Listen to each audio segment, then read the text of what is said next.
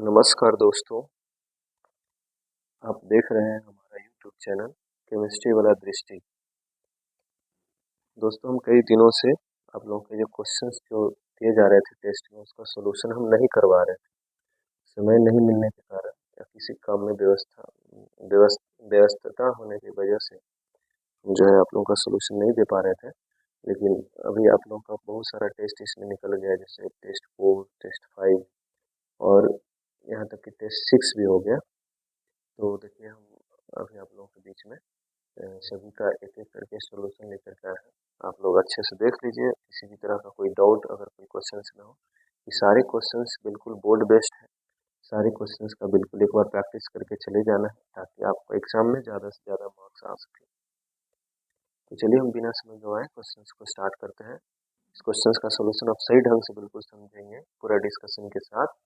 और किसी क्वेश्चन में अगर डाउट होता है तो इस क्वेश्चन को आप कमेंट करेंगे, हम फिर से उसका आपको सही सोल्यूशन से आपको भेज देंगे।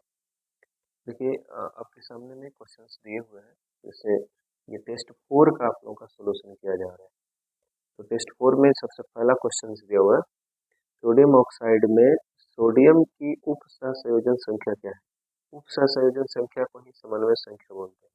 तो याद रखिएगा, सोडियम ऑक्साइड में एक सोडियम जो है 4 ऑक्सीजन से घिरा हुआ रहता है और एक ऑक्सीजन 8 सोडियम से घिरा हुआ रहता है। मतलब अगर ऑक्सीजन का समन्वय संख्या पूछता तो 8 हम लिख लेते हैं, लेकिन सोडियम का पूछ रहा है तो सोडियम 4 ऑक्सीजन से चारों तरफ से घिरा रहता है, इसलिए सोडियम की समन्वय संख्या 4 हो जाएगी। क्वेश्चन नंबर दूसरा है, एक धातु का रवाकरण हेक्सागोनल क्लोज यानी कि HCP संरचना में होता है। HCP याद रखना है, आप लोगों को बताया हुआ है कि HCP में परमाणुओं की कुल संख्या 6 होती है और HCP में परमाणुओं की समन्वय संख्या 12 होती है। तो यहाँ क्या पूछा है, एक धातु का रवाकरण HCP के जैसा है तो धातु की कोऑर्डिनेशन संख्या को ही हम लोग समन्वय संख्या कहते हैं और यह इसी को उप सहसंयोजन संख्या के नाम से भी जाना जाता है। याद रखना, HCP में समन्वय संख्या 12 होती है। अगर हम बात करें तीसरा नंबर क्वेश्चन का, तो HCP एक कोशिका में परमाणुओं की संख्या है। HCP एकक कोशिका मतलब इकाई सेल की बात कर रहे हैं। याद रखिएगा, HCP के एक इकाई सेल में परमाणुओं की कुल संख्या 6 होती है। सब आपको बताया जा चुका है। क्वेश्चन नंबर 4 है, HCP और CCP संरचनाओं में संकुलन क्षमता का मतलब होता है उसका एफिशिएंसी। मतलब उसमें हम अगर परमाणु को सजाएं उस क्रिस्टल के अंदर तो कितना जगह वो क्रिस्टल जो है वो घेरेगा। तो याद रखिएगा, HCP और CCP दोनों में इसकी संकुलन क्षमता 74% यानी कि 74% होती है। अगर हम बात करें क्वेश्चन नंबर 5 की, तो 5 में लिखा हुआ निम्नलिखित में कौन ऑक्साइड धातु की तरह विद्युतीय गुण दर्शाता है। देखिए, ये सिलिकॉन का जो ऑक्साइड है, सल्फर का जो ऑक्साइड है, मैग्नीशियम का ऑक्साइड, क्रोमियम का ऑक्साइड है, कुछ डी ब्लॉक के जैसे तत्व होते हैं जिनका ऑक्सीकरण संख्या ज्यादा होने के कारण उसमें कुछ धातुई गुण भी डेवलप हो जाता है और वो धातु को जैसा व्यवहार करने लगता है। तो ये तो खैर धातु का ऑक्साइड है, ये है, लेकिन ये पूछ रहा है कौन सा ऑक्साइड धातु की तरह व्यवहार करे। मतलब वो जो है एकदम बिल्कुल जैसे मेटल का करेक्टर होता है उस तरह से व्यवहार करता है। तो याद रखिएगा, क्रोमियम ऑक्साइड होता है CrO2। क्वेश्चन नंबर 6 है, निम्नलिखित में कौन अनुषंक गुण धर्म है। अनुषंक गुण धर्म आप लोगों को बताया था 4 ही होता है, प्रासरण दाब, क्वथनांक उन्नयन, हिमांक अवनमन, वाष्प दाब का अवनमन। देखिए, यहाँ प्रासरण दाब ऑप्शन में दिया हुआ है, 6 का आंसर डी हो जाएगा। अगर हम बात करें 7 क्वेश्चन की, तो कह रहा ग्लूकोज विलयन की तुलना में MgCl2 का जो विलयन है उसके हिमांक में अवनमन है, मतलब कितना गुना हिमांक इसका अवनमन जो है ज्यादा होगा। तो याद रखिएगा, इसमें आयनों की संख्या 3 है, मतलब इसको अगर आप आयन में तोड़ेंगे तो 3 आयन में टूटेगा, जिसके कारण इसमें आयनों की संख्या 3 हो जाएगी तो लगभग 3 गुना हो जाएगा। अगर हम बात करें कैल्शियम नाइट्रेट में वांटव गुणांक का, तो कैल्शियम नाइट्रेट को पहले हम लोग आयन में तोड़ेंगे। तो एक कैल्शियम नाइट्रेट अगर आयन में टूटेगा तो इसमें कैल्शियम का एक आयन हो जाएगा और नाइट्रेट का 2 आयन हो जाएगा। मतलब इसमें आयनों की कुल संख्या 3 हो जाएगी, इसलिए इसका बंटव गुणांक 3 हो जाएगा। ठीक है, तो इसमें बंटव गुणांक का मान 3 हो गया। फिर आ जाते हैं हम क्वेश्चन नंबर 9 पे। 9 नंबर क्वेश्चन है, एक घोल, क्वेश्चन दिख रहा है आपको, एक घोल जिसका परासरण दाब 300 केल्विन पर 0.0821 वायुमंडलीय दाब है, तो इस घोल का सांद्रण कितना होगा। इस घोल का सांद्रण हम लोग कैसे निकालेंगे, देखिए उसका एक फॉर्मूला होता है,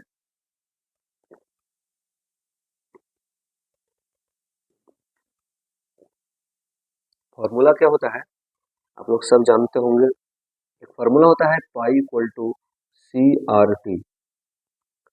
तो देखिए यहाँ पे पाई का वैल्यू दिया हुआ है, वायुमंडलीय दाब मतलब परासरण दाब आपका दिया हुआ है 0.0821, सांद्रण आपको पता करना मतलब सी आर का वैल्यू 0.082 और टेम्परेचर कितना केल्विन है 300। इस सबको कैलकुलेट कीजिएगा तो आपको वैल्यू निकल के आ जाएगा, यानी कि 9 का जो आंसर हो गया वो डी हो गया। अगर हम क्वेश्चन नंबर 10 की बात कर लें तो कह रहा है निम्नलिखित में किसके लिए हिमांक का वनमन सबसे अधिक होगा। तो हमने आप लोग को कॉन्सेप्ट दिया है कि जिसमें आयनों की संख्या सबसे ज्यादा होती है उसका हिमांक का वनमन भी सबसे ज्यादा होता है, यानी पोटेशियम सल्फेट हो जाएगा।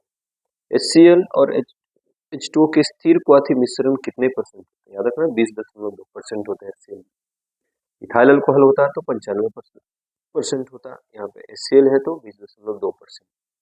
क्वेश्चन नंबर 22 की बात करें दोस्तों तो लिखा हुआ ऊंचे पहाड़ पर जल का क्वथनांक कम हो जाता है। देखिए ऊंचे पहाड़ पर क्यों कम होता है, क्योंकि वायुमंडलीय दाब कम हो जाता है।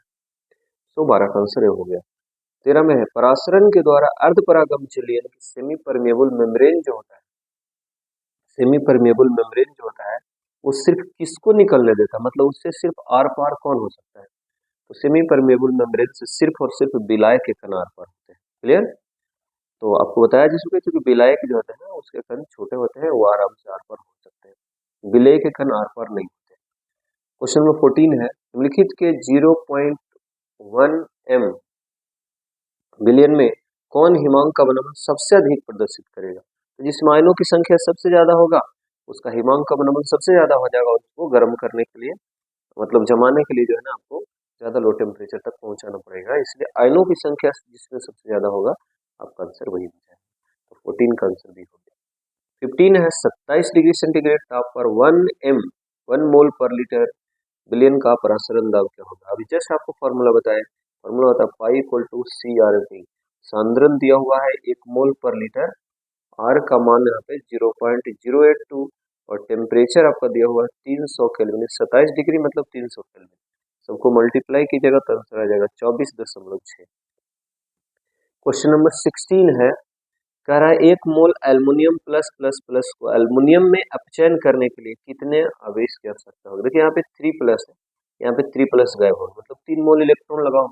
3 मोल इलेक्ट्रॉन का मतलब ही होता है 3 फैराड। 3 मोल इलेक्ट्रॉन का मतलब कितना होता है 3 फैराड। 3 फैराड का मतलब होता है 3 गुने 96,500, इसको मल्टीप्लाई कीजिएगा तो लगभग 3 इंटू 10⁵ कूलम के बराबर आ जाएगा, इक्वल आ जाएगा, देख लीजिएगा कैलकुलेट करके। तो 16 का आंसर ए हो गया। 17 में है ABC तत्वों का मानक इलेक्ट्रोड विभव मानक अपचयन विभव जो है दिया हुआ है, देखिए सारा का वैल्यू दिया हुआ है। तो एक चीज ध्यान रखिए करा इसकी अपचयन शक्ति का क्रम क्या होगा। अपचयन शक्ति मतलब यहाँ पे देखो अपचायक शक्ति होना चाहिए, अपचायक शक्ति, तो हम लोग को ज्यादा क्लियर हो जाएगा। अपचयन से क्लियर नहीं हो पाता है क्योंकि अपचायक का मतलब होता है अपचयित करने की क्षमता, जिसका वैल्यू जितना ज्यादा होता है, ठीक है, अपचयन कहेगा तो आंसर आपका ये हो जाएगा बी। लेकिन ये अगर अपचाय का था, सॉरी अपचयन ठीक था, अपचयन के हिसाब से आंसर कर देते हैं हम लोग, उसमें कुछ चेंजिंग नहीं करते हैं। अपचायक रहता ना तो आंसर आपका चेंज हो जाता है। अपचयन का मतलब है खुद अपचयित होने की क्षमता, अपचाय का मतलब होता है दूसरों को जो अपचयित करता है। देखिए वैल्यू जितना ज्यादा होगा ना उसमें अपचयन क्षमता उतना ही ज्यादा होता है, अपचयन क्षमता, अपचायक क्षमता कम होता है। तो सबसे ज्यादा ए का हो जाएगा, ए के बाद देखिए सी का हो जाएगा, उससे कम बी का, क्योंकि बी का वैल्यू सबसे कम, तो यहाँ पे ए सी बी हो गया, आंसर इसका बी हो गया, 17 का बी। 18 नंबर क्वेश्चन है किसी सेल अभिक्रिया की साम्यावस्था, देखिए साम्यावस्था शब्द यहाँ पे जोड़ दिया है। साम्यावस्था शब्द जहां भी कहेगा समझिएगा कि उसका विद्युत वाहक बल का मान 0 हो गया। 18 का आंसर बी हो गया। एक फैराड कितना के बराबर होता है, ये तो सबको पता है, 96,500 कूलम। एक फैराड होता है 96,500 कूलम के बराबर। फैराडे का दूसरा नियम जो है वो विद्युत विच्छेदन नियम किससे संबंधित है, तो तुल्यांकी भार से, यानी कि समतुल्य भार से। इसका आंसर सी हो गया। 96,500 कूलम कॉपर सल्फेट के विलयन से कितना तांबा मुक्त करेगा, याद रखिएगा। 96,500 का मतलब होता है एक फैराड, और देखिए कॉपर सल्फेट का विलयन मतलब कॉपर पर प्लस प्लस, SO4 पर माइनस माइनस माइनस, ये 2 इलेक्ट्रॉन ग्रहण करेगा, बदल जाएगा कॉपर में। 2 मोल इलेक्ट्रॉन का मतलब 2 फैराड, 2 फैराड का मतलब 2 गुने 96,500। तो सोच लीजिए 2 गुने 96,500 रहता तो 63.5 ग्राम कॉपर जमा होता, लेकिन सिर्फ 96,500 कूलम से पूछ रहा है, तो उसका आधा कर दीजिए, 63.5 का आधा हो जाएगा 31.76। 21 का आंसर डी हो गया। फैराडे का विद्युत विच्छेदन नियम किससे संबंधित, अभी जस्ट बताया तुल्यांकीय भार से, ठीक है, इसका तुल्यांकीय भार से। अब ये क्वेश्चन नंबर 23 है, 23 क्वेश्चन में कह रहा है क्या कि 108 ग्राम सिल्वर को AgNO3 घोल से जमा करने के लिए कितने 108 ग्राम का मतलब समझिए कि एक मोल का मतलब एक फैराड, बट यहाँ ऑप्शन में एक फैराड आंसर नहीं दिया हुआ था, इसलिए इसमें कोई भी अगर स्टूडेंट लोग बना दे आंसर इसका एक फैराड होगा, याद रखिएगा।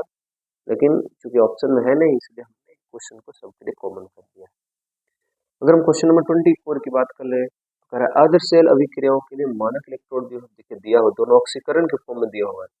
कह रहा है सेल का वोल्टेज क्या होगा, देखिए ऑक्सीकरण का एक फॉर्मूला हम लोग लगाते हैं, E naught cell equal to, formula आप लोगों को क्लास में बताया हुआ है, E naught left minus E naught right, मतलब anode minus cathode.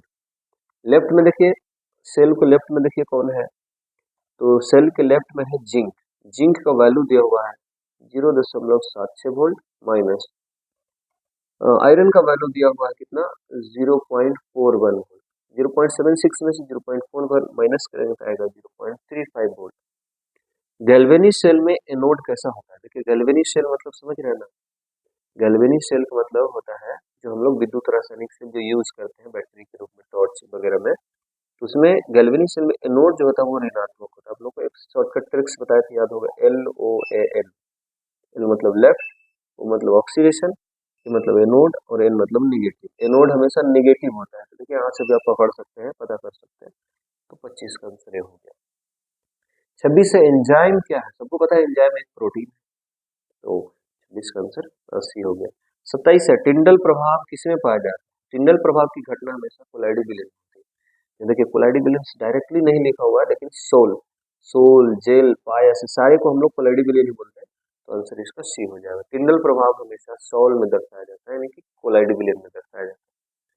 Question number 20, देखिए बहुत सारे स्टूडेंट इसमें बोल रहे थे कि सर इसमें बिलियन आंसर होगा। देखिए बिलियन का मतलब वास्तविक बिलियन होता है, जैसे पानी चीनी का घोल, पानी नमक का घोल, तो ये सब बिलियन है।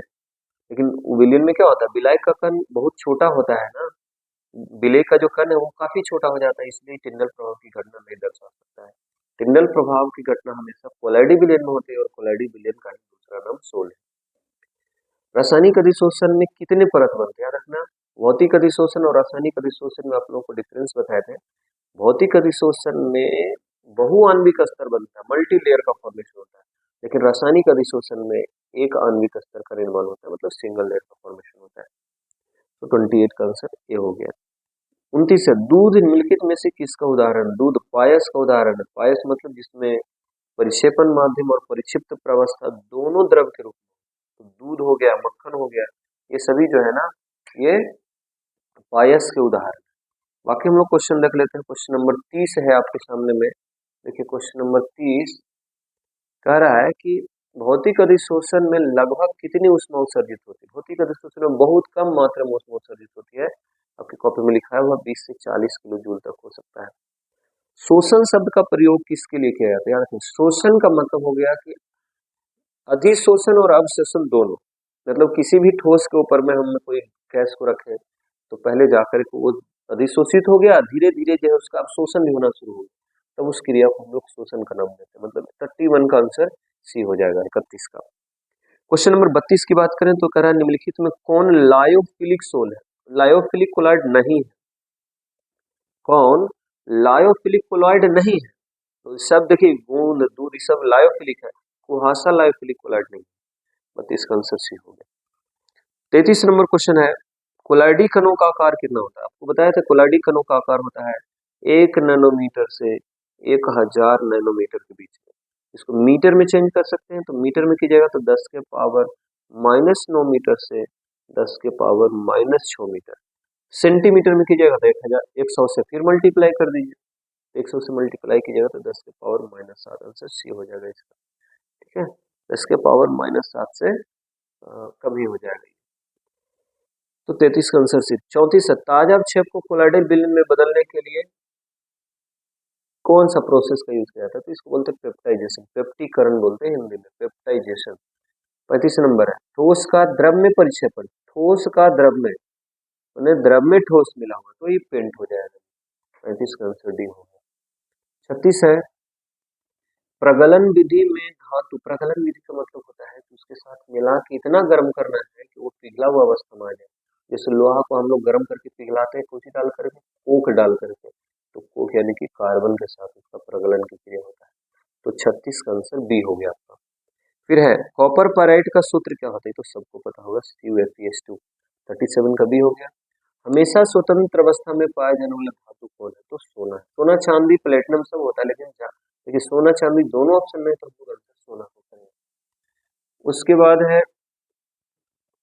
39, क्वेश्चन नंबर 39 है, डोलोमाइट खनिज में पाए जाते हैं। देखिए डोलोमाइट जो है वो किसका, मैग्नीशियम का अयस्क होता है, तो इसका आंसर बी हो जाएगा।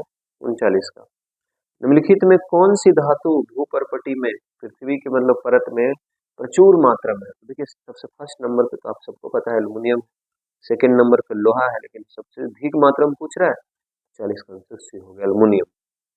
41 कह रहा है कि समुद्री जल में पाया जाने वाला तत्व कौन सा है? समुद्री जल में तो सबसे ज्यादा मात्रा में पाया जाने वाला तत्व आयोडीन है। ऐसे सोडियम भी पाया जाता है, मैग्नीशियम भी पाया जाता है ना। अगर ऐसा ऐसा रहता ऑप्शन में कि इनमें से सभी, तो थोड़ा थोड़ा ये सभी पाया जाता है, आयोडीन बहुत भरपूर मात्रा में पाया जाता है। ठीक है, याद रखना समुद्री जल में पाया जाने वाला सबसे अधिक तत्व है आयोडीन, तो आंसर इसका आयोडीन हो जाएगा। और लास्ट क्वेश्चन, क्वेश्चन नंबर 42 को हम लोग देख रहे हैं, कह रहा है कौन सा कथन सत्य है? सभी अयस्क खनिज होते हैं। सभी खनिज अयस्क नहीं हो सकते। खनिज का मतलब जिसको धरती के अंदर से निकाला गया, क्या वो सारे के सारे खनिज होते हैं? नहीं। जो हमारे लिए इंपॉर्टेंट है, जिससे हम लोग धातु प्राप्त करते हैं, उसी को खनिज बोलते हैं। लेकिन सारा का सारा जो अयस्क है वो खनिज से ही मिला है, याद रखना सभी अयस्क खनिज होते हैं। 42 का आंसर बी ए हो गया। ठीक है, आशा करते हैं कि आप लोगों को सभी क्वेश्चन समझ में आया होगा, या इतना बताने के बाद भी अगर किसी क्वेश्चन में डाउट है तो आप उसको कमेंट बॉक्स में लिखिए, हम उसका सही सोल्यूशन करते हैं।